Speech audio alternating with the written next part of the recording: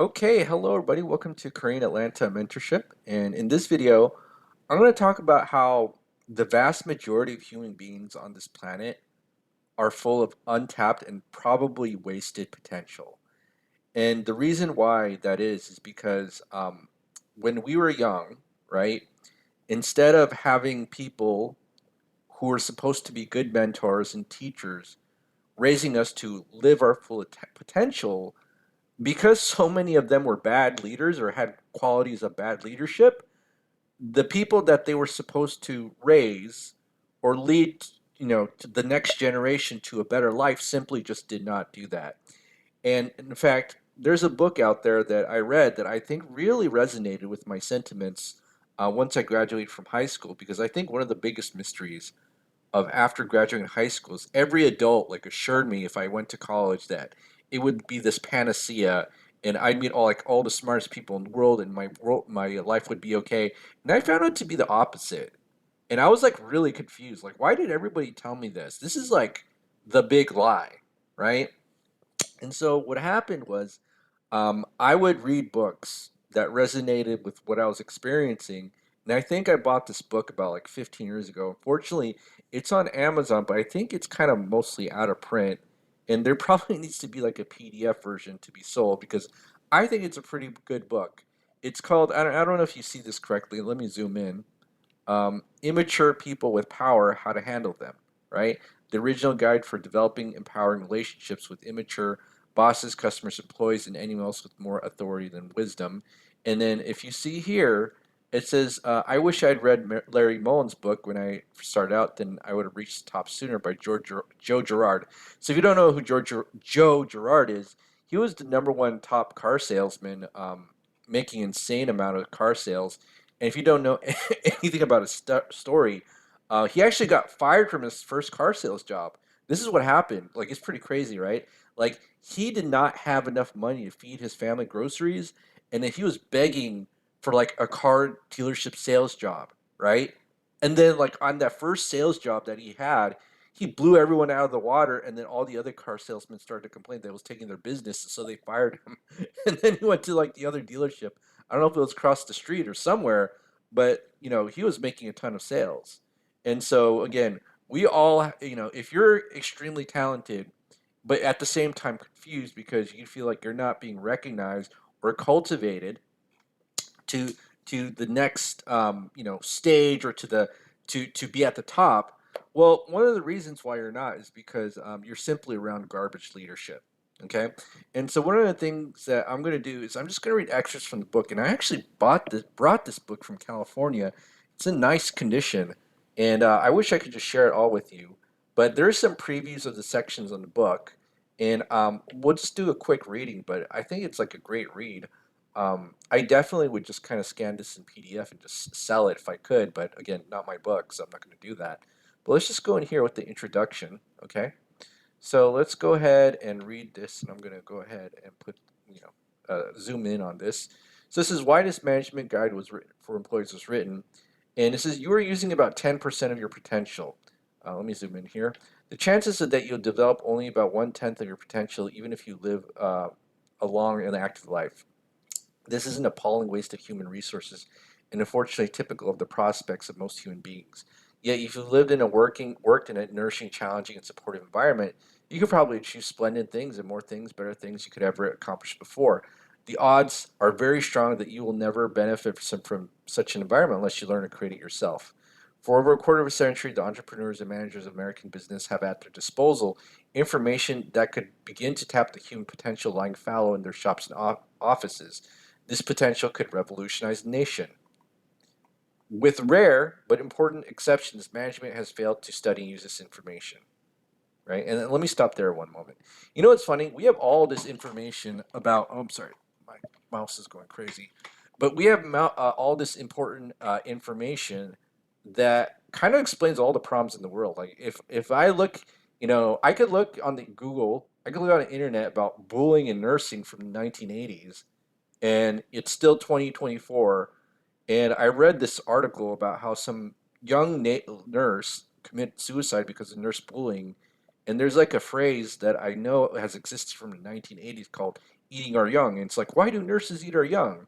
So that's like one example of where we had this information of like the problems of our society, but the people in leadership, the leadership class, and people who transition into the leadership class essentially just kind of inherit problems and then just do nothing, and then the next generation of leaders inherit the same problems and do nothing, and it's just a wasted cycle, or a cycle of wasted human potential, right? So that's everywhere, and I totally agree with that. So next sentence or paragraph. Instead, people who have never read a book on management are too often elevated to important managerial jobs. Often, the most ruthless and aggressive employees are rewarded with power and prestige.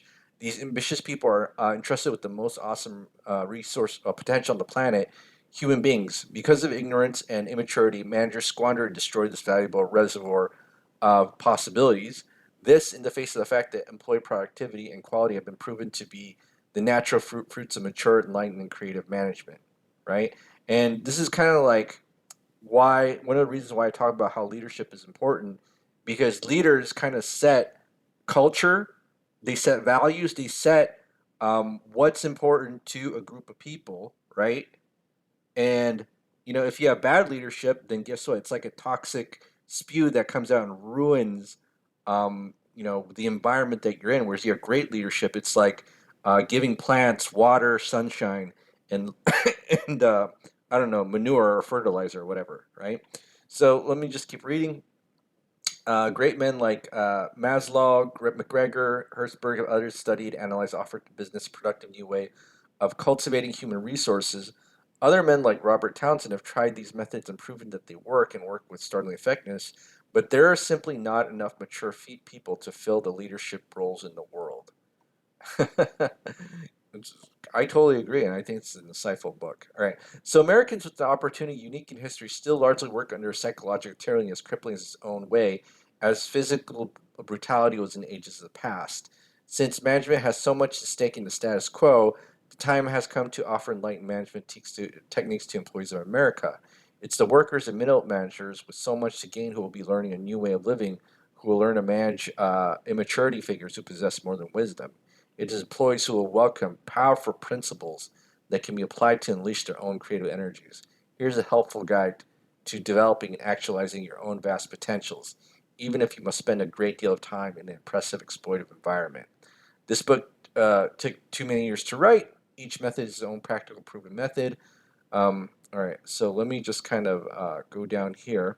So this is one of the most important questions, and this is kind of like questions you would ask like your young people who you hope would step it up. But I'll be honest, most people have no desire to lead; they just have a desire to follow. And so there's this question asked: Who among you will be a great poet, painter, or entrepreneur, statesman, senator, president, or surgeon of your generation, right? And then if not you, then who? Right? And the world needs more and more idealistic, energetic, compassionate, active people, leaders who trust and believe in the noble potential of the human creature. The world needs people who are willing to expend energy, make the sacrifices to regain the planet from the weaklings and grown-up children who are saturated with misery and exploitation. Are you destined to be one of these new leaders? If not you, then who? Right?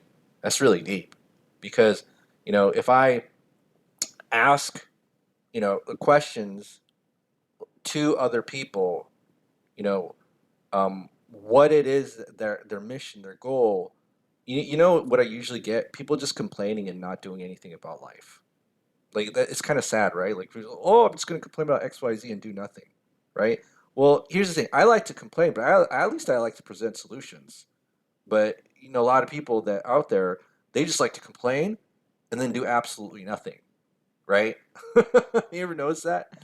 But again, the world, one of the reasons why I talk about like leadership a lot is because we need actual leaders in society, and if not you, then who, right? You don't have to have a title of a leader to be a leader. For example, and I've said this in other videos, if you work at a French fry station, guess what? You're the leader of the French fries in a fast food restaurant, right? Don't just think of yourself as a lowly employee. You got to make sure that you're not responsible for anything else except for those French fries, and that's just true of everybody else. But a lot of people, even if they have like a managerial or leadership title, what happens a lot with a lot of people is they want the benefits of leadership and then the responsibilities. And this is why if you go to almost any business out there in the world, it's run on duct tape, right? Like you're wondering, like if everything is so done so horribly, how do these businesses even survive? And that's something that's really amazing about our society, just how much of our society runs on duct tape. But again, in order for a society to flourish and grow, we need good leadership. And leadership is energetic, compassionate, and caring people who are actually going to be there for the people that they're going to lead, right? All right. So again, if you're interested in reading this book, I probably will read more excerpts. I have the full book. You get it on Amazon.com, I think. I don't think they sell like I think you have to get it from a third party seller there, but I don't think they have like a ton of new books out there to sell. But I don't know. Maybe one day I might scan it. I probably won't. But all right. So this is Korean Atlanta mentorship. So if you're interested in joining our group and learning about, I'll say whatever, philosophy banking, financial literacy, real estate investing, go ahead and click the Google form link below. Other than that, have a great day.